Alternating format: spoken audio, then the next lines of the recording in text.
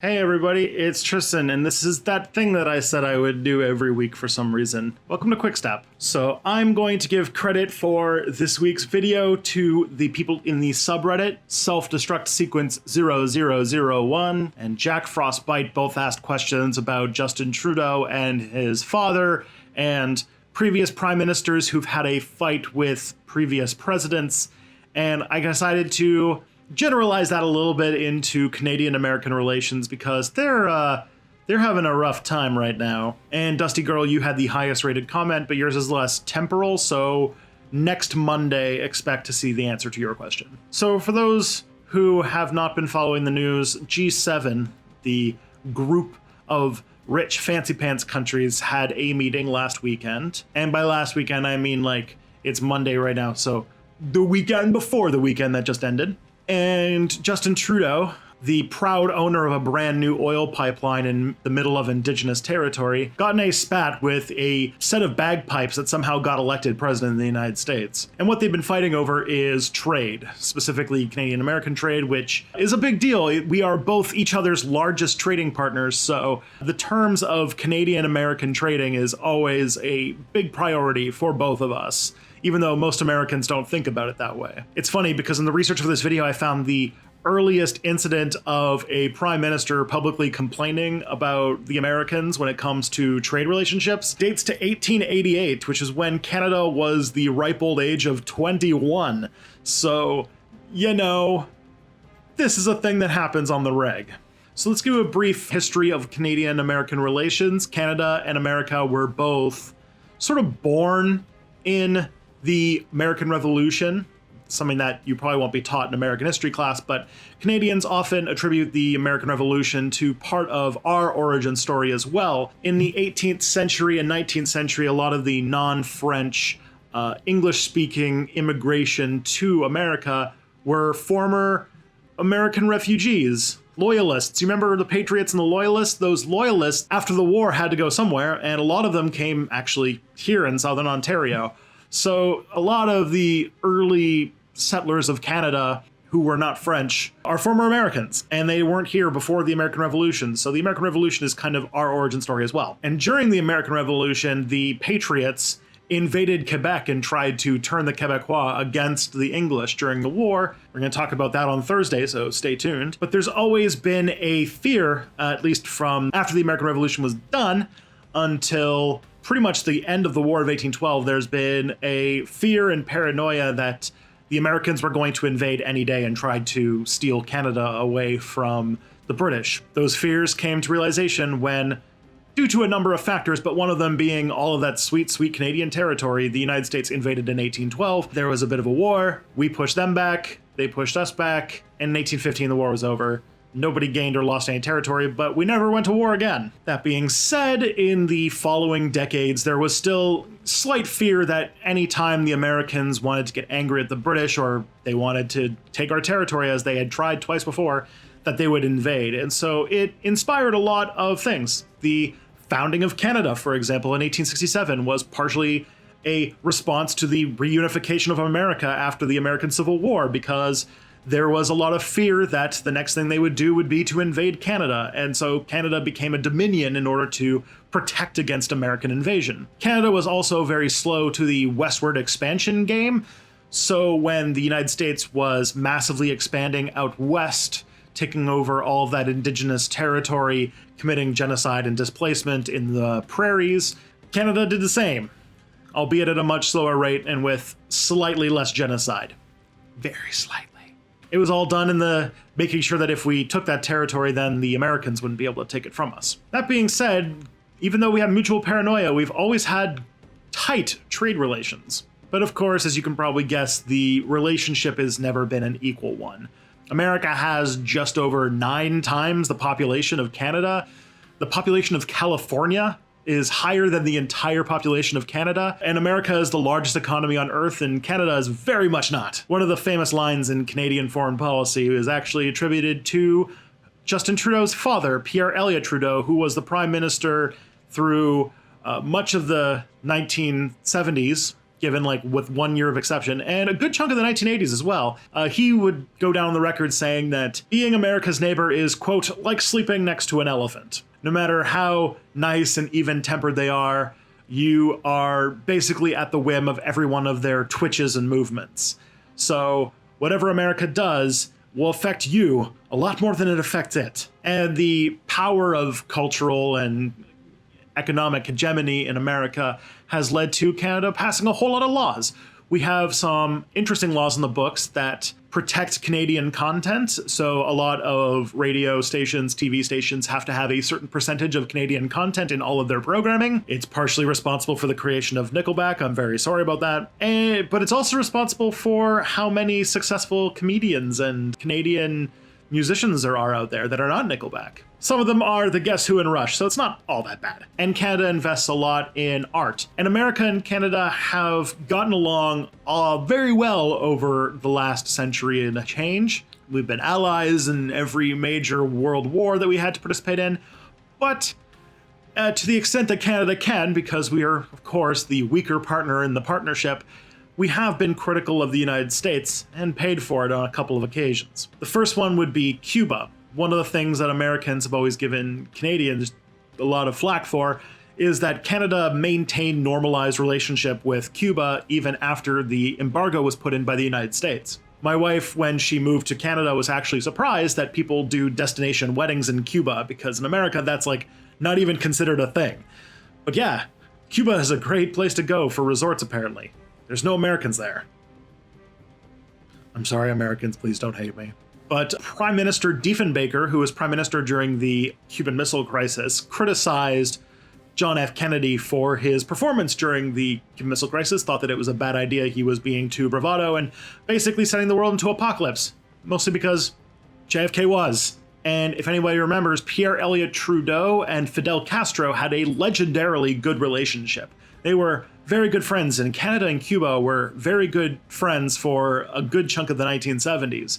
Justin Trudeau, when he was a little kid, had visited Cuba and had a positive relationship with Fidel Castro.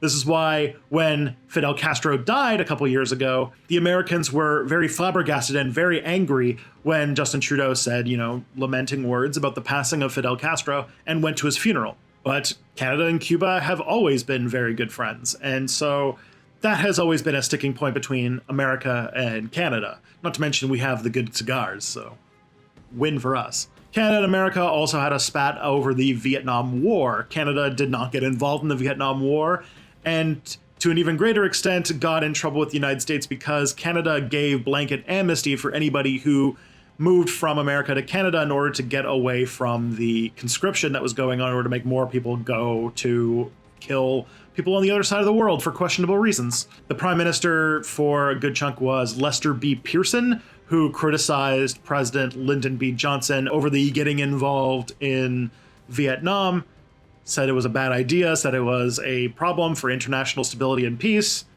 because it was. And LBJ, in a very LBJ fashion, said, "Don't come over here and piss on my rug." I need to talk more about LBJ. The man had a mouth. There was also an international spat over a missile defense system. So the United States requested Arctic territory from Canada in order to build a series of long-distance radar stations that would be stationed near the Arctic Circle. These were radar stations designed to detect oncoming nuclear missiles from the Soviet Union. Canada and the Soviet Union, not exactly share a border, but they definitely are closer to each other than you might think because of the whole North Pole thing. And one of the things the Canadians got a little angry about is that when they built this radar station line on Canadian land, they built it in a location that was far enough south that it would give preemptive warning for Americans against incoming missiles from the Soviet Union, but not Canada. So there was this thing that was designed to just protect American cities and would not protect Canadian cities up in the Arctic. Real considerate, guys. And we also got in trouble due to the war on terror. Jean Chrétien, after 9/11, said publicly that maybe, just maybe, American foreign policy might have had something to do with the motivations for 9/11 on the part of Al-Qaeda. I love how, Canada is always just this like snarky person who's saying, hey, America, maybe you should stop contributing to instability in the world and stop invading countries for literally no reason except to promote your own economic interests. No, it can't be that. Jean Chrétien also refused to give Canadian support in the Iraq War, which caused a lot of Americans to get mad at the Canadian people because Canada was not part of the coalition of the willing. Probably one of my favorite things that Jean Chrétien did, to be honest. And in that same year, there's like conspiracies because in that same year, we had a mad cow scare out in Alberta, which was from a cow that was apparently from America. And America shut off beef trade with Canada, which is a huge part of the Albertan economy that's not oil. And Canada had a huge economic downturn that year. Things were pretty bad, but everything was solved by a Rolling Stones concert, obviously. And that same year, we also had a massive outbreak of a serious disease called SARS, actually here in the Toronto area. And yeah, those two things together led to a bad year for Canada. 2003 was not good. And because the climate is changing at a precipitous rate, Arctic sea ice is melting earlier and earlier each year, and we're getting close to the point where we're going to have done enough horrible, irreparable damage to the planet that the Arctic will not be frozen year-round, which means that there will be paths through the ice, the mythical Northwest Passage, the northern way to get from the Atlantic to the Pacific through the Arctic, has a higher chance of being open year-round. And there have been spats between Canada and America about who has the territorial rights to go through that water. Not surprisingly, because of how equal the relationship is, the United States claim that because they own Alaska, they have rights to all of the Arctic. And Canada, if you've ever seen a Canadian version of a Canadian map, we make some ridiculous claims to the Arctic as well. And, you know, everybody had a lot of overlapping claims that made no sense up in the Arctic because nobody really cared about it all that much. But now, with the melting of the ice caps, and on top of that, a lot of potential oil wealth underneath, because that's definitely what we need right now when climate change is melting all of the Arctic ice. Now people are very serious about who owns Arctic territory. I have seen relatively sane Canadians lose their beans over sovereignty of the Arctic. My actual arch nemesis from undergrad wanted to propose that Canada build an ice-breaking aircraft carrier. We don't have any aircraft carriers right now, by the way, so that we could fight the Americans or the Russians for Arctic territory. But either way, it's another place where America and Canada are at odds with each other. But I will say that these are exceptions to the rule. Canada has always been pretty critical of American foreign policy, at least most of the time. But despite their, wars of aggression, imperialist mindset, Canada still keeps the trade going. We are each other's largest trading partners. And right now, Trump, as part of his bring jobs back thing, is trying to renegotiate NAFTA. And part of that means that we're airing out all of these issues all over again. And it's a big deal for both countries because there's things like how in Canada we have a healthcare service so that companies don't have to pay their employees health insurance. So they can make things like cars a lot easier here than in America. So there's a lot of car manufacturing here in Ontario, things like that. But either way, it's a whole thing, as I always say. All right, I have a couple of announcements to make. If you're watching this on Monday, tomorrow, I am flying to California for VidCon 2018. So if you're going to be at VidCon and you see this face, come say hello.